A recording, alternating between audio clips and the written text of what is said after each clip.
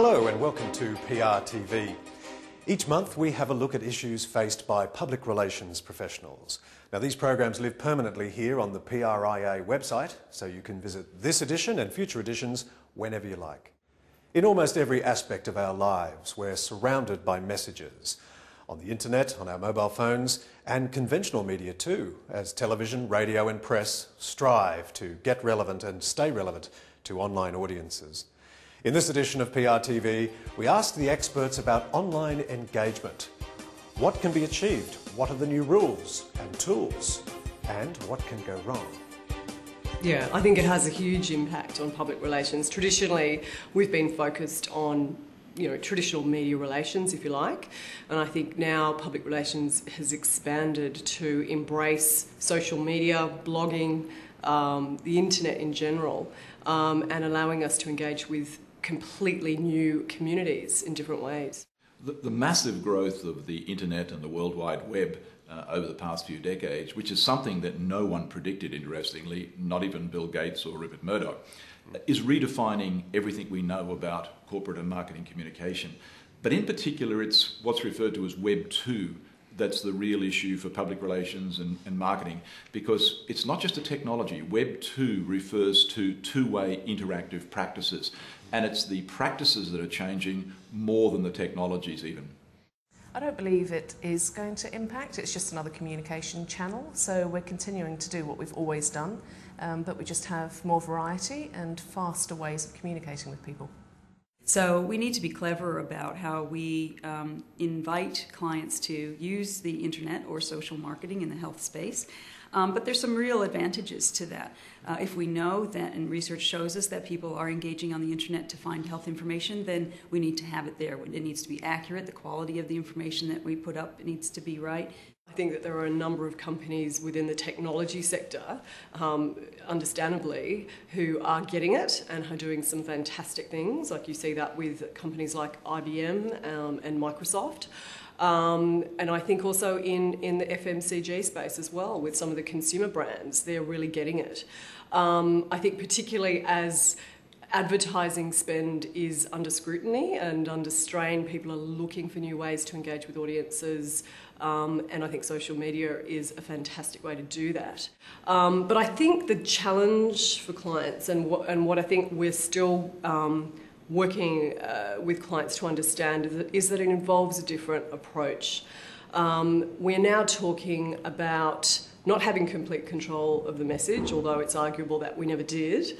It's about understanding that it's not a unilateral discussion or communication mode. It's a bilateral communication. It's a dialogue.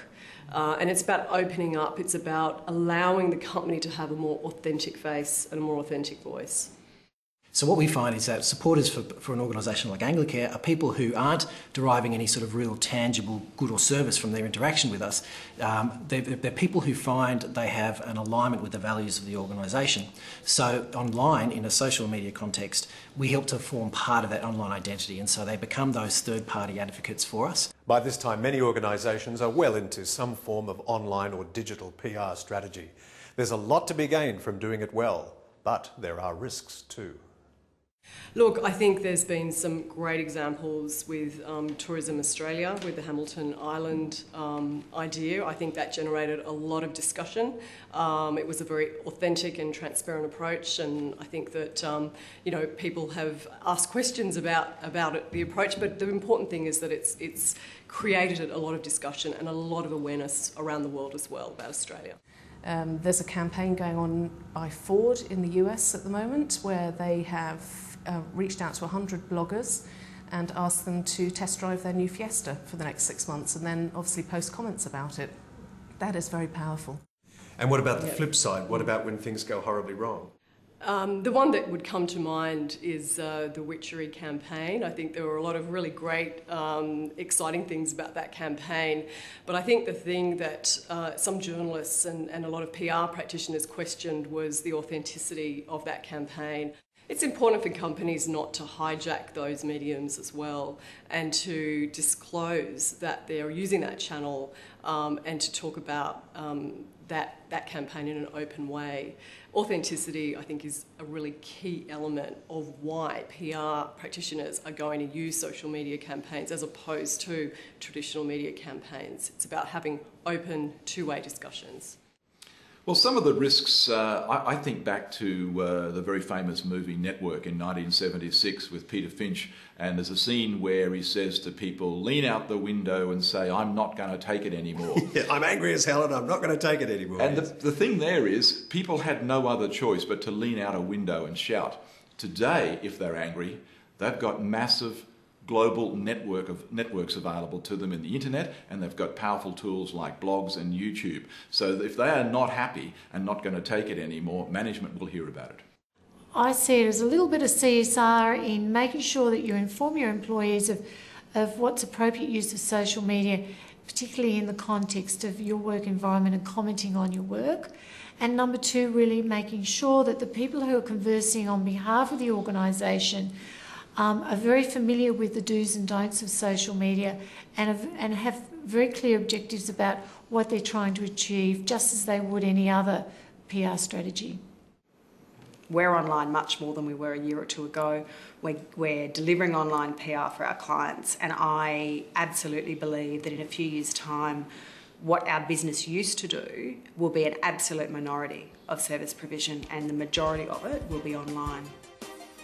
And if you have any suggestions or contributions for PRTV, email producer@reputationtv.com. And a reminder to PRIA members to log on to the website for the latest edition of the newsletter, available now. In the next edition of PRTV, we turn our attention to ethics. How well does the profession conduct itself in an ethical framework? A question of ethics in our next episode in June. Thanks for your company on PRTV. We'll see you next time.